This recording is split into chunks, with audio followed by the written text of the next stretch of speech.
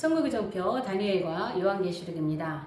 이번 영상에서는 일곱 머리 열 뿔과 여덟째 왕의 존재에 대해서 성경적으로 함께 나눠보려고 합니다. 영상을 시작하기에 앞서서 지금 59기 추석 명절 특별 세미나 안내가 이 영상 하단에 그리고 또 커뮤니티에 자세하게 안내가 있습니다. 특별히 현장 세미나 참석을 원하시는 분들 또 관심 있는 분들은 커뮤니티나 영상 그 하단에 더보기란을 참조해 주시면 되겠습니다. 일곱 머리 열 뿔에 대해서 또 특별히 여덟째 왕에 대해서 계시록 17장에 나오는 말씀입니다. 계시록 17장 9절부터 11절까지 나오는 말씀인데 이 말씀을 제대로 이해하고 계시는 분들이 많지 않은 것 같습니다. 그래서 오늘 이 부분을 지금 현재 우리가 살고 있는 시대에 일어나는 현상들과 더불어서 여덟째 왕의 존재를 우리가 바르게 알아야 될 것 같습니다. 그래서 이번 영상을 준비했습니다. 계시록 17장에서 일곱 머리 열 뿔에 대해서 가장 정확하게 얘기를 하고 있는데요. 일곱 머리 열 뿔이라고 하는 용어 자체는 계시록 12장에서 처음 등장을 합니다. 그리고 계시록 13장에 나오고요. 17장에 나오고요. 그런데 다니엘에도 일곱 머리라는 말이 나오지 않습니다. 열 뿔이라는 말은 나오죠. 작은 뿔, 다른 뿔, 열 뿔 이렇게 뿔은 나오는데 머리, 일곱 머리는 나오지 않습니다.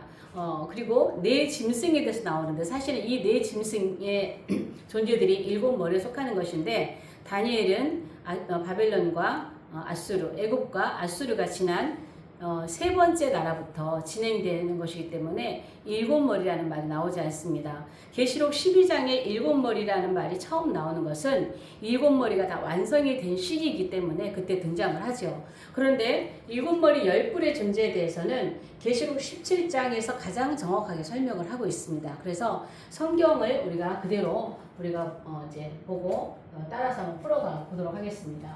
자, 첫 번째 일곱 머리에 대해서 일곱 머리, 자, 또 열 뿔이 있는데, 자, 이 열 뿔에 대해서는 이 시간 이렇게 중요하게 좀 다루지 않겠습니다. 열 뿔은 제가 앞서서 예전에 올려놓은 영상도 있고 일곱 머리 열 뿔을 이제 좀 먼저 보겠는데요. 자, 일곱 머리가 대해서는 계시록 17장 자 9절에서 11절까지 나오는 말씀인데요.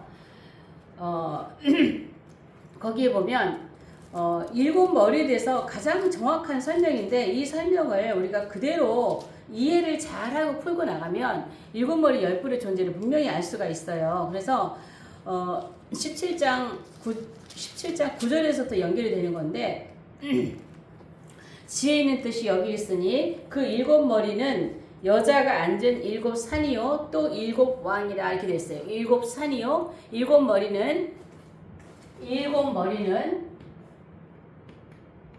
일곱 산이요 또 일곱 왕이라 이렇게 되어 있어요.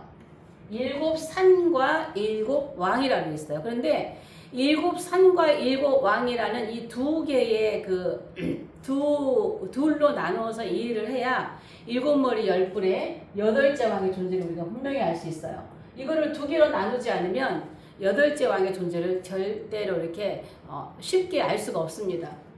그러면 일곱 산은 무엇이냐 또 일곱 왕은 무엇이냐. 일곱 산이라고 하는 것은 적그리스도 국가를 의미합니다. 국가. 그래서 애굽이나 이런 일곱 국가들 일곱 국가를 산이라고 표현하고 있습니다. 또 일곱 왕이라고 하는 것은 적그리스도 국가를 통치하는 통치자입니다. 통치자, 국가 통치자. 너무 길게 쓸 필요 없는데. 자, 적그리스도 국가의 통치자, 왕. 자, 이런 존재죠. 그래서 국가와 왕을 나눠야 돼요. 이것이 다니엘 7장 23절에 보면은요.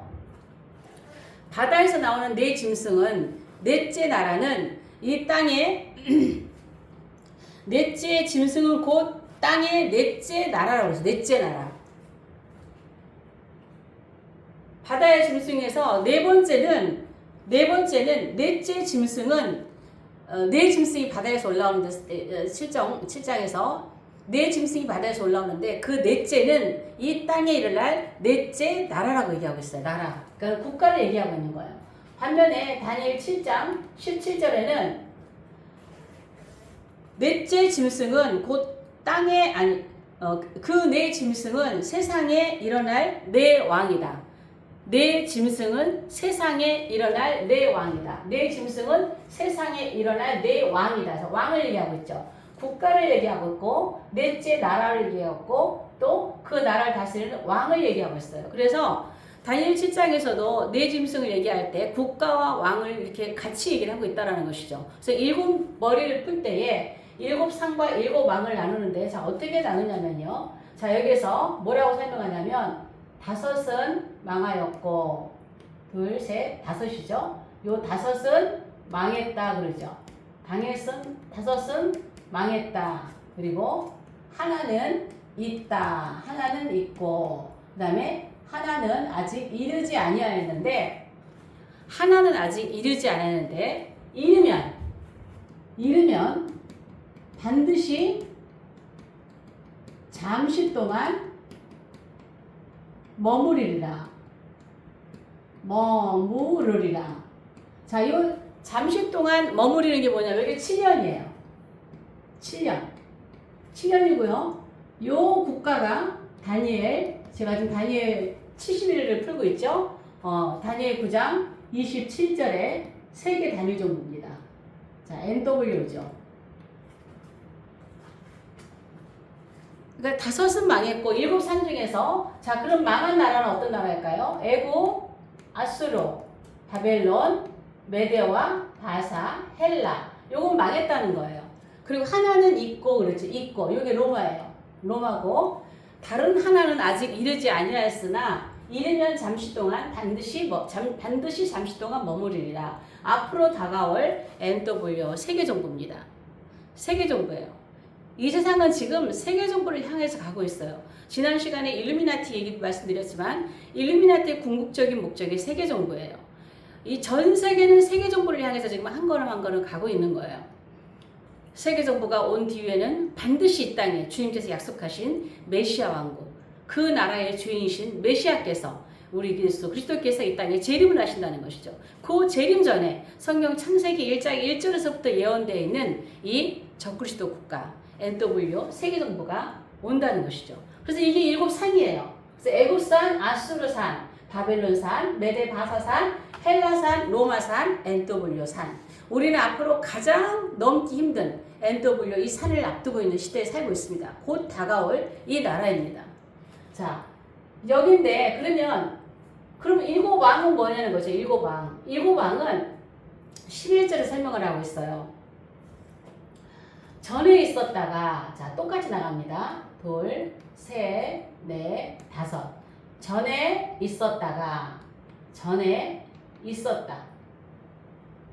있었다. 그런데 지금 없는 짐승은 없대요.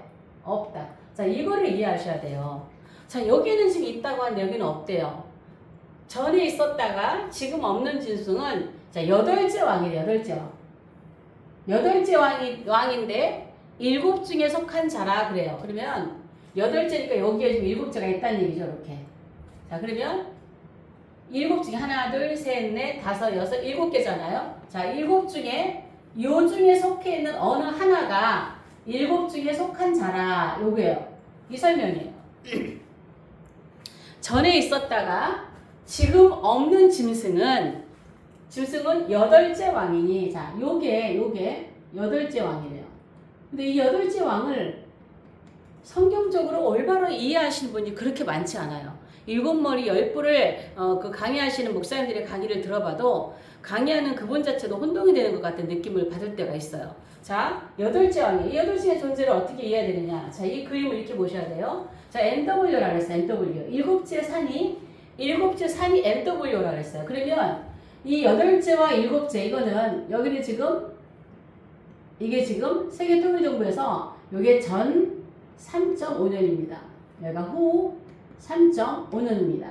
자, 이것이 계시록 12장 2절에는 12장 2절 3절 자, 12장 3절에는요. 하늘에 또 다른 이적이 보이니 보라 한 큰 용이 있고 이렇게 하면서 10뿔 7머리가 나오죠. 머리가 7이요 뿔이 10이라. 자, 머리가 7. 여기는 이제 7머리 12장 3절이에요. 자, 12장 3절에 7머리 10뿔 이렇게 나와요. 그런데 여기는 계시록 13장 1절에 10뿔 7머리 이렇게 나옵니다. 자, 요 상태예요. 그러면 왜 계시록 12장에서 맨 처음에 이 일곱째 제국에 관한 것이 7머리 10뿔이라는 말이 처음 나올까요?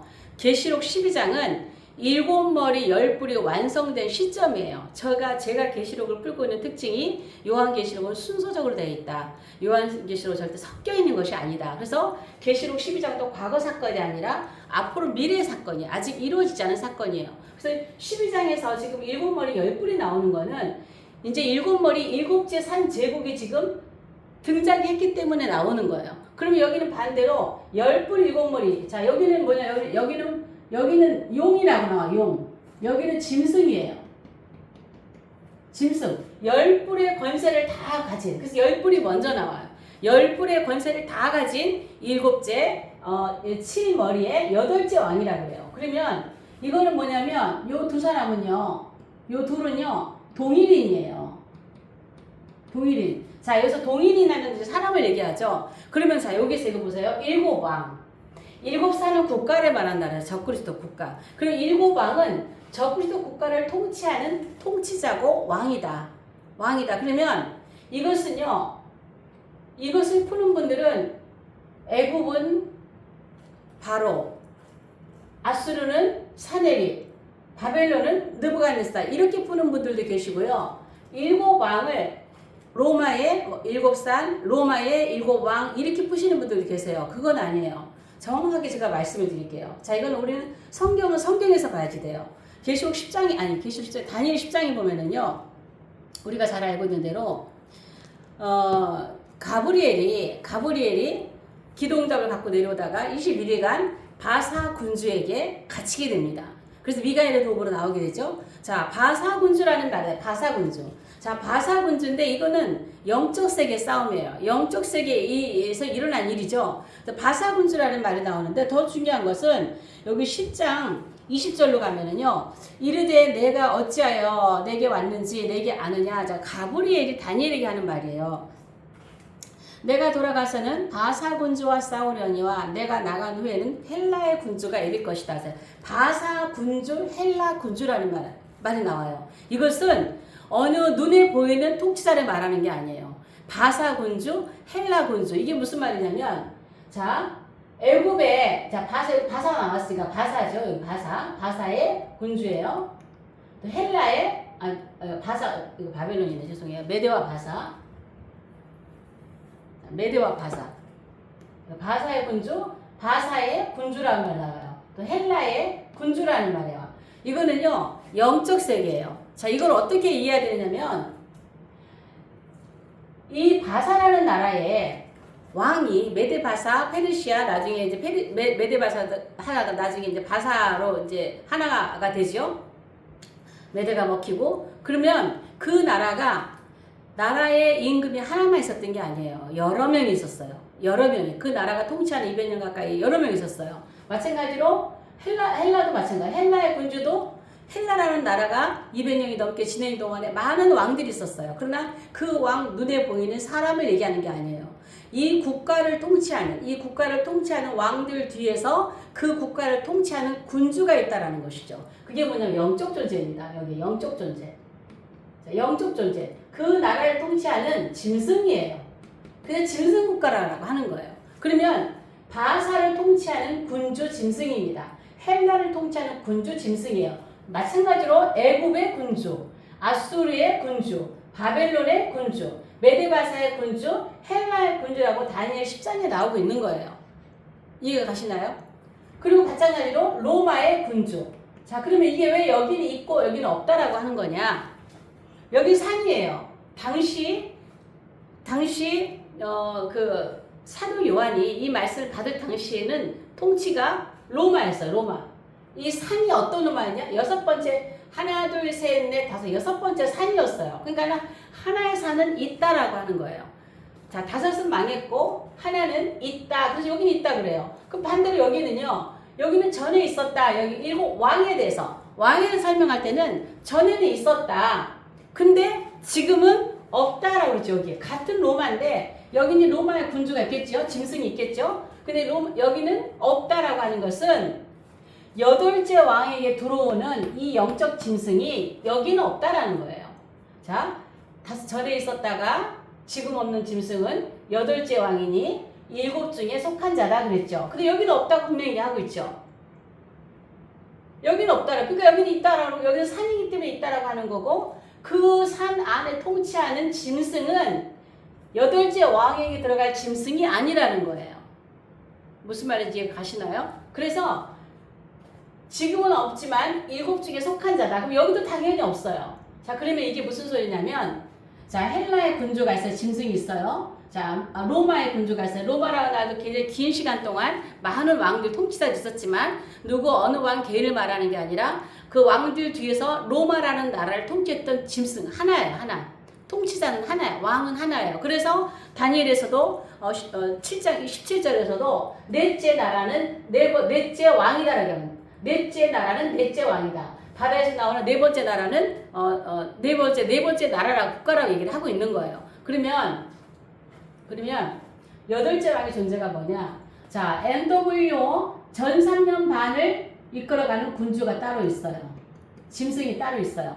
눈에 보이는 사람이 아니라 그 사람 뒤에 역사는 짐승, 영적 존재. 자, 7년 중에서 전 3년 반을 이끄는 군주는요, 이건 일곱째 왕이에요. 일곱째 왕. 그럼 여기 이 군주는 첫째 왕, 둘째 왕, 셋째 왕, 넷째 왕, 다섯째 왕, 여기 여섯째 왕, 여기 일곱째 왕이에요. 요게 여덟째 왕인 거예요.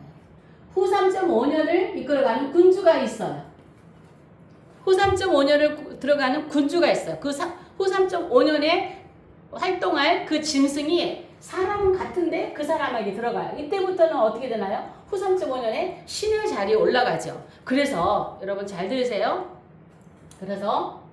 그러면 여기에 들어오는 이 군주는, 여덟째 왕으로 들어오는 이 군주는 여기는 없어요.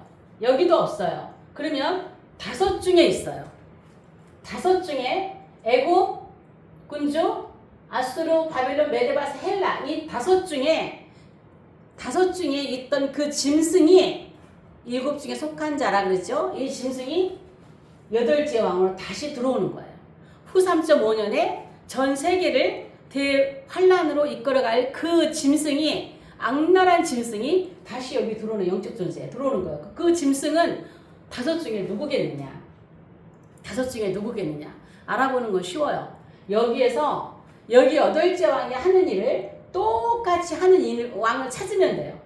다섯 중에서 여덟 중에서 여덟째 왕이 할 일을 다섯 중에서 똑같이 하는 자가 있으면 그 자가 그 자예요. 자, 그러면 제가 쉽게 그냥 풀어가겠습니다. 자, 계시록 13장에 보면은요, 요 왕은요, 모양은 표범 같다 그랬어요. 표범. 그 다음에 발은 곰 같다 그랬어요. 입은 사자 같다 그랬어요. 사자. 자, 모양이 표범이라고 했어요. 자, 요거를 표범이라고 하면 겉으로 모양은 표범이에요. 발은 포악하기가 그 곰이고 말의 권세는 사자예요. 그러면 이 중에서 표범이 어떤 건가요? 이 중에서 표범이 헬라입니다. 요 헬라가 표범입니다. 이게.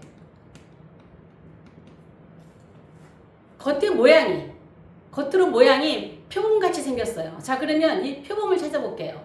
자, 이 표범하고 여기다 이렇게 좀 쉽게 그려볼게요.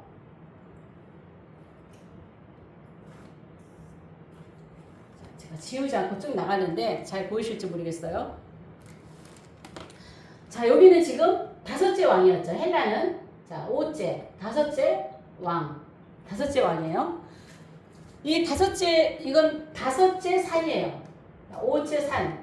자, 오째 산의 다섯째 왕이에요. 그 다음에 여기는 일곱째 산의 여덟째 왕이에요. 자, 자, 여덟째 왕, 일곱째 산의 여덟째 왕이에요. 여기는 지금 전 3년 반이기 때문에 이걸 얘기하는 건 아니고 후 3.5는 여기가 여덟째 왕이라고 하니까 다섯째 왕의 일곱째 왕, 일곱째 산의 여덟째 왕이에요. 자, 그 이들이 한 일을 보면은 똑같습니다. 자, 여기서 이제 이름은 헬라의 표범 헬라라고 열부 일곱 머리 짐승인데 이들이 어떤 일을 하냐면은 여기는 지금 스룹바벨 이성전이죠. 자, 스룹바벨 이성전 중심으로 일어나는 일이에요. 여기는 제 3성전을 중심으로 일어나요. 그렇게 하고 여기서는 지금 이제 안티오쿠스 에피파네스가 한 건데 여기는 적그리스도고요. 적그리스도 여기는 저 이쪽에다 쓰겠습니다. 자, 안티오쿠스 에피파네스. 자, 글씨가 너무 작았으면 죄송합니다. 그리고 성전에 우상, 무슨 우상을 쓰냐? 제우스.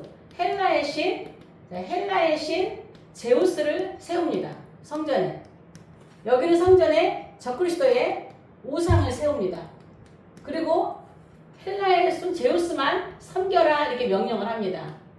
너희의 여호와 하나님을 버리고 헬라의 신 제우스만 섬겨라 합니다. 반대로 여기는 우상에게 뭐하라? 경배하라 하죠. 우상에게 경배하라. 경배하지 않으면 다 죽인다. 헬라도 마찬가지예요. 제우스를 섬기지 않으면 다 죽었어요. 2300주야 그 사건입니다. 그리고 우상에게 절하지 않으면 다 경배하지 않고 절하지 않으면 목배임을 받는 시기가 적그리스도가 한 3년 만에 하는 그러한 사건이죠.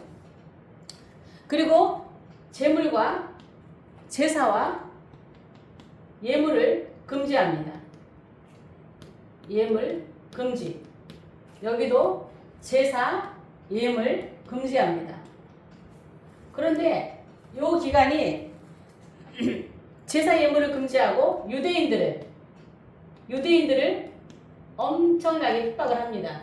여기는 유대인과 이스라엘과 플러스 교회를 핍박합니다. 대핍박이죠. 자, 그런데 이 기간은 BC 171년부터 164년까지예요. 한 6년 4개월 정도인데요. 이 기간 중에 167년부터 164년까지가 이때가 극심한 탄압이 와요. 극심한 탄압. 반대로 여기는 7년 중이죠. 자, 7년 중에서 후 3.5년 대환난이죠. 자, 보세요.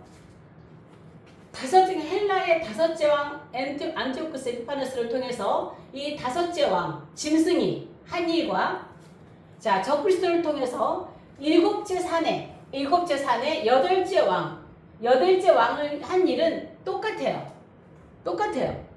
그렇기 때문에 앞으로 다가올 세계 정부의 여덟째 왕은요, 어떤 짐승이 들어오냐? 헬라의 짐승입니다. 헬라의 짐승이 헬라의 군주가 이때는 유대인만을 핍박하는 짐승이었지만 요것이 다시 여기로 들어올 때는요, 이스라엘과 교회 전체를 핍박하는 전 세계 대환란의 시대로 온다라는 것이죠.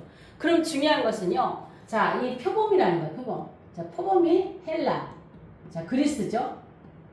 자, 여러분, 헬라 그리스 하면 뭡니까? 헬라 그리스 하면 문화예요. 문화. 왜 이 여덟째 왕이 계시록 13장에서 여덟째 왕의 모양을 몸은 표범 같고 이렇게 했을까요? 지금 우리가 사는 시대를 문화 전쟁이라고 그래요. 문화 전쟁. 일종의 프랑스 파리에서 일어났던 그 개막식이 일어났던 것도 올림픽이라고 스포츠 문화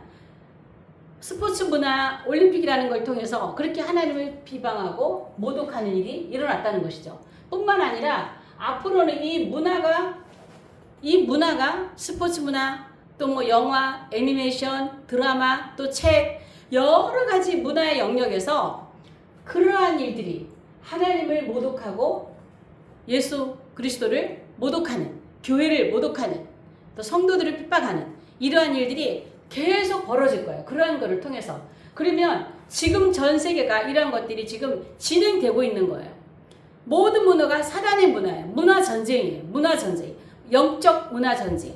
또 뭐 이념적인 문화 전쟁. 이러한 것들인데 이러한 것들이 이제 전 세계를 통치하는 후삼년발이 되면은 이 여덟째 왕은 이러한 것들을 통해서 모든 것이 문화는 사람들이 자연스럽게 스며듭니다. 모든 사람들이. 불편하지 않게 스며들어요. 그렇게 해서 스며들고 이 문화는 표본 같은 이 헬라, 그리스의 모양을 가지고 온 여덟째 왕. 그러나 발은요. 짓밟는다는 것은 무자비하게 성도들과 교회를 짓밟는 그러한 왕입니다. 이분요. 권세가 있어요. 한마디면 전 세계를 움직이는 엄청난 위력과 권세가 있는 이 여덟째 왕의 존재는 바로 헬라를 통치했던 그 짐승. 일곱째 다시 전에 있었다가 지금 없는 짐승은 여덟째 왕이니 일곱 중에 속한 자라. 그러니까 일곱은 얘기 안 하고 있잖아요. 여기 일곱 번째는 그래서 속해 있어요. 그래서 여기서 들어올 왕은 헬라의 군주가 들어와서 이 마지막 시대를 이끌어 간다는 것입니다. 이러한 시대가 우리 앞에 다가오고 있습니다. 그래서 우리가 사는 시대에는 문화 속에 이 악한 영들의 활동이 너무너무 활동을 많이 하고 있는 거예요. 문화를 통해서 이런 특별히 기독교를 모독하고 이러한 일들이 굉장히 많이 일어날 거예요. 이러한 장면들을 보면서 시대가 지금 마지막 시대가 어떻게 흘러가고 있는지 이제 앞으로 우리가 다가올 일곱 번째 산 이거는 유대인들만 넘는 산이 아니에요. 우리의 이방인 교회와 유대인들이 함께 넘어가는 그러한 산이라는 것을 기억하시고 이 시대를 자다가도 깨어나야 할 그러한 시대임을 우리가 알아야 될 것입니다. 자, 오늘 영상은 여기까지 하겠습니다. 영상이 좋으시면 좋아요, 구독, 공유, 또 댓글로 응원해 주시면 감사하겠습니다. 다음 영상에서 뵙겠습니다.